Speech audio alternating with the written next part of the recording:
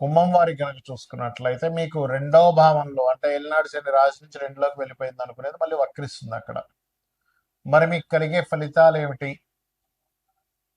ఈ యొక్క రెండవ స్థానంలో ఉండేటువంటి శని వక్రగతి వల్ల మీరు ఎటువంటి జాగ్రత్తలు తీసుకోవాలి, ఎటువంటి మంచి ఫలితాలు ఉంటాయి, ఏ దేవతారాధన చేసుకోవాలి? మీ జన్మజాతకంలో గనక ఏదైనా ఒక గ్రహం వక్రించినట్లయితే దాని ఫలితము మరియు మనం పూర్వజన్మలో ఏ కర్మ బ్యాలెన్స్ ఉండిపోవడం వల్ల ఏ గ్రహం వక్రించింది, దానికి ఎటువంటి నిర్ణయాలు తీసుకోవడం అనుకోండి, దేవతారాధన అనుకోండి, అసలు ఏం చేయాలి అనేటువంటి అంశాలు చెప్తుంది నేనైనప్పటికీ చెప్పిస్తుంది సాక్షాత్ లలిత అమ్మవారిగా భావిస్తూ ఆ లలితాంబిక అమ్మవారి యొక్క అనుగ్రహం మీకు పరిపూర్ణంగా కలగాలని మనస్ఫూర్తిగా కోరుకుంటూ, ఇక్కడ ఎప్పుడైతే గ్రహము వక్రగతిలో ఉంటుందో అంటే మీకు ఇప్పుడు ప్రస్తుతం రెండులో ఉన్నాడు కదా శని వక్రం, కాబట్టి ఏంటంటే కొంచెం ఈ రెండులో ఉన్నప్పుడు ముఖ్యంగా ఇంట్లో ఉండేటువంటి కొంచెం ఏజ్డ్ పర్సన్స్తో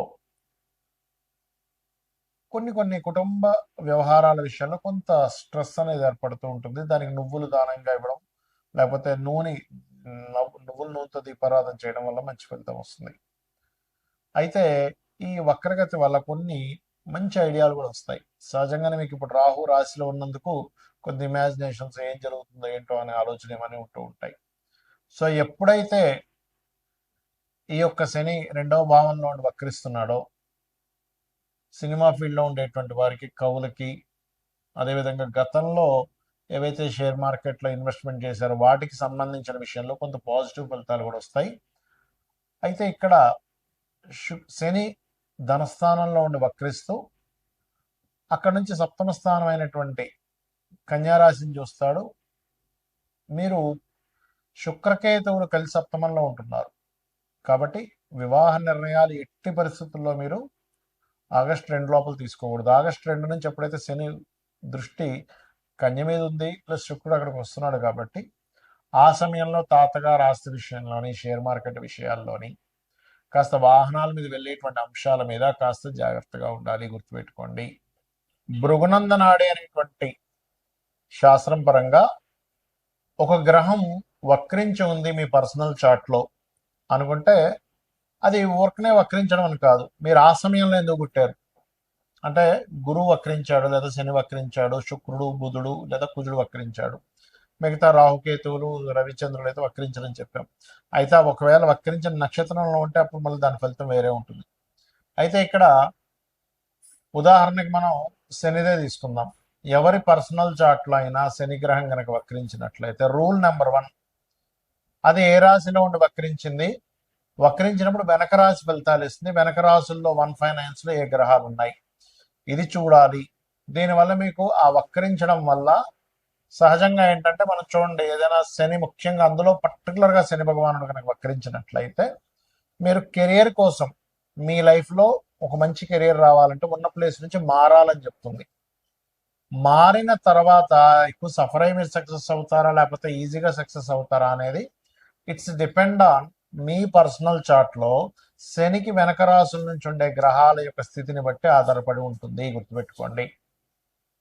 వక్రించి ఉచ్చ స్థానంలోకి వెళ్తున్నాడా, వక్రించి నీచంలోకి వెళ్తున్నాడు. ఇప్పుడు ఉదాహరణకి శని వృషభంలో ఉండి వక్రించి నీచంలోకి వెళ్తున్నాడు, ఇట్స్ నాట్ గుడ్. బట్ అదే ధనస్సులో ఉండే వృశ్చికంలో ఉండే శని వక్రించాడు, అప్పుడు ఉచ్చ స్థానంలోకి వెళ్తాడు.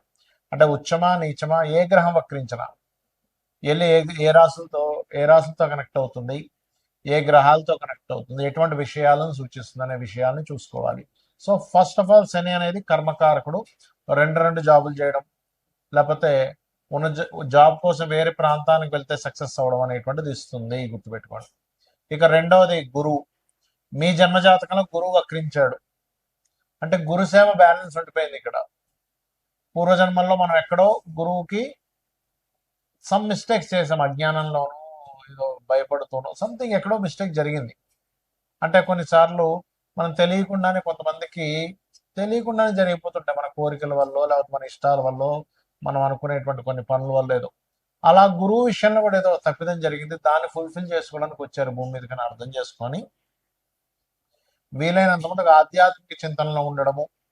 సంతానం విషయంలో కూడా, ఎందుకంటే గురువు సంతానానికి కూడా కారకుడు, రవి గురువులు. సంతానానికి సంథింగ్ ఏదో బ్యాలెన్స్ ఉన్నాము మనము చేయవలసింది ఉంది. కొన్నిసార్లు చూడండి, కొంతమంది ఇళ్లలో ఏంటో వీళ్ళ సంతానాన్ని కూడా ఈయనే చూసుకుంటున్నాడు, ఇంకా వాళ్ళు ఇంకా సెటిల్ అవ్వలేదు అంటూ ఉంటారు. ఇక్కడ ఏంటంటే రెండు విషయాలు, ఒకటి వాళ్ళ జాతకాల్లో సెటిల్మెంట్ లేట్ ఉంటుంది, సమ్ టైమ్స్ వీళ్ళకి ఇంకా రుణం ఉంటుంది వాళ్ళకి చేయాల్సినవి, అంతా రుణానుబంధ రూపేణ పశుపక్ష సుతాలయ అంటూ ఉంటాం. సో అదేవిధంగా జ్ఞానము, జ్ఞాన సంబంధించిన దేవతా సంబంధించినవి షేర్ చేయడం వేరే వాళ్ళకి, ఇది చేస్తూ ఉండాలి జూపిటర్ వక్రించినట్లయితే. అదేవిధంగా జీవుడు అని కూడా చెప్తారు నాడీ ఆస్ట్రాలజీలో. అది వక్రించినప్పుడు ప్రదేశం మారితే కూడా మంచిదా కాదా అనేది డిపెండ్ ఆన్ గురువు వెనక రాసుల్లో ఉండే గ్రహస్థితిని పరిశీలన చేయాలి. ఇక శుక్రుడు వక్రించాడు, ఒకటి గుర్తుపెట్టుకోండి, శుక్రుడు కనుక ఎప్పుడైనా మీకు వక్రించాడు అంటే మీ యొక్క జీవితంలో వివాహం అనేటువంటి విషయం ఖచ్చితంగా, అది సప్తమంలో ఉండి వక్రించినట్లయితే వివాహం విషయం ఒకళ్ళని అనుకొని మిస్ అయ్యి మళ్ళీ ఇంకోళ్ళు చేసుకోవడం జరుగుతూ ఉంటుంది. అరే అనుకున్నామండి, దగ్గర దాకా అనుకున్నాం, మిస్ అయిపోయింది, లేకపోతే ఒక్కోసారి వివాహం అయి కూడా మళ్ళీ వాళ్ళు వద్దని కూడా వదిలేయడం లాంటివి జరుగుతుంటాయి ఎక్కువగా.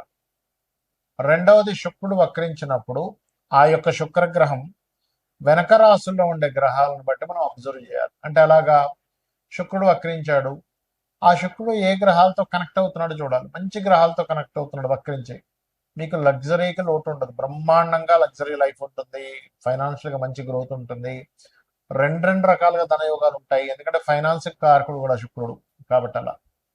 అదేవిధంగా బుధుడు వక్రించాడు అనుకోండి, ఎవరికైనా ఎవరి జన్మ జాత చక్రంలో అయినా వాళ్ళ పర్సనల్ చార్ట్ లో బుధ గ్రహం వక్రించింది, అప్పుడు మీరు చేయవలసింది ఏమిటి అంటే ఎప్పుడు కూడా మీకున్న నాలెడ్జ్ని షేర్ చేయాలి.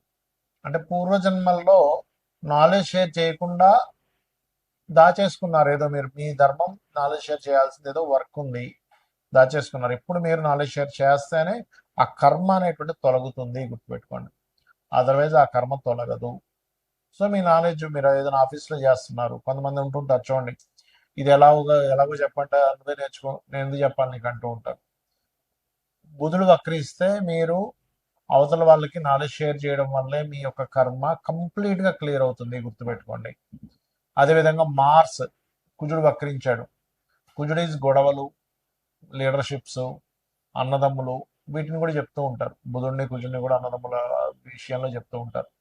అయితే ఇక్కడ ఏంటంటే సమ్ పూర్వజన్మల్లో ఉండేటువంటి కొంత వైరాలిటీ, గొడవలు, ఇలాంటివి ఏవో క్లియర్ చేసుకోవడానికి పుట్టాడు ఈ జన్మలో. అందుకే చాలా మందికి గొడవ అవుతూ ఉంటాయి, ఏంటో అర్థం కాదు, ఏంటంటే నేనేమి ఇదో అయినా గొడవ వస్తూ ఉంటుంది అంటుంటాను. నేను ఏమీ చేయకుండా సైలెంట్ ఇంట్లో ఉన్న మైండ్కి వచ్చి మరి గొడవ పెట్టుకుంటున్నారండి అంటారు. ఎప్పుడు జరుగుతుంది ఎక్కువగా అది, ఆ వక్రించిన కుజుడికి శని సంబంధాలు ఉన్నప్పుడు ఎక్కువ గొడవలు అవుతుంటాయి, లేదా బుధ సంబంధాలు ఉన్నప్పుడు బాగా గొడవలు అయిపోతుంటాయి, వాదనలు అవుతూ ఉంటాయి. సో అక్కడ ఒక్కోసారి వక్రించి ఏమవుతుందంటే అది ఒక మంచి గ్రహంతో కలిసినప్పుడు కొంచెం గొడవలు క్లియర్ అయిపోతాయి, లేదా పూర్వజన్మల్లో అవి జరిగినటువంటి కొన్ని గొడవలు అవి క్లియర్ చేసుకోవడానికి పుడతారన్నమాట ఈ జన్మల్లో. సో వక్రగతి మీనింగ్ ఏంటంటే మీరు మరలా ఆ యొక్క కర్మని క్లియర్ చేసుకోవడానికి పుట్టారు, అది ఏ రకంగా క్లియర్ చేసుకోవాలి అనేటువంటి చెప్తుంది మన ఆస్ట్రాలజీ, జ్యోతిష్ శాస్త్రం. అలాగే ఇక్కడ మనం ఇందాక చెప్పుకున్నాం, రాహుకేతువులు అయితే ఎప్పుడు వక్రించే ఉంటాయి, ఎందుకంటే వక్రగతిలో తిరుగుతుంటారు, గ్రహాలని మేషం, వృషభం, మిథునం, కర్కాటకం ఇలా క్లాక్ వైజ్ లో తిరుగుతూ ఉంటాయి, రాహుకేతులు మాత్రం యాంటీ క్లాక్ వైజ్ లో తిరుగుతుంటాయి. అంటే ఏంటి, మేషం నుంచి మీనం, కుంభం, మకరం, ధనస్సు, వృశ్చికం, తుల, కన్య, సింహం, కర్కాటకం, మిథునం, వృషభం అని ఇలా యాంటీ క్లాక్ వైజ్ లో తిరుగుతూ ఉంటాయి. అయితే వీటికి సహజంగానే వక్ర స్థానాల్లో ఉన్నారు కాబట్టి ఏదైనా వక్రగ్రహం నక్షత్రాల్లో ఉంటే అప్పుడు మళ్ళీ ఇది కొంచెం డిఫరెంట్గా యాక్ట్ చేస్తూ ఉంటుంది. రవిచంద్రుడు కూడా వక్రించిన నక్షత్రాల్లో ఉన్నప్పుడు మాత్రం తల్లికి, అంటే చంద్రుడు వక్రించిన నక్షత్రంలో ఉంటే తల్లికి ఏదో ఈ జాతకుడు రుణపడి ఉన్నాడు, లేదా రవి వక్రించిన నక్షత్రంలో ఉంటే తండ్రికి రుణపడి ఉన్నాడు, తల్లిదండ్రులకు సహజంగానే రుణంలో ఉంటాం మనం, కానీ ఇంకాస్త ఎక్కువ రుణపడి ఉన్నాము, వాళ్ళకి ఎక్కువ సేవ చేయాలి, దానికోసం నీ జన్మెత్తావు అనే ఒక విషయాన్ని మనం అర్థం చేసుకోగలగాలి. అయితే జాతచక్రం మీకు తెలిసినా తెలియని ఎలా ఉన్నా రోజు ఉదయం సాయంత్రం లలిత గనక చేసుకోగలిగితే, లలిత సహస్రనామాలు గనక చేసుకోగలిగితే మన పూర్వజన్మ కర్మ తొలగిపోతుంది, ఖచ్చితంగా మనం ఆనందంగా హ్యాపీగా ఉండేటువంటి లైఫ్ లీడ్ చేయగలుగుతాం. శ్రీమాత్రే నమః.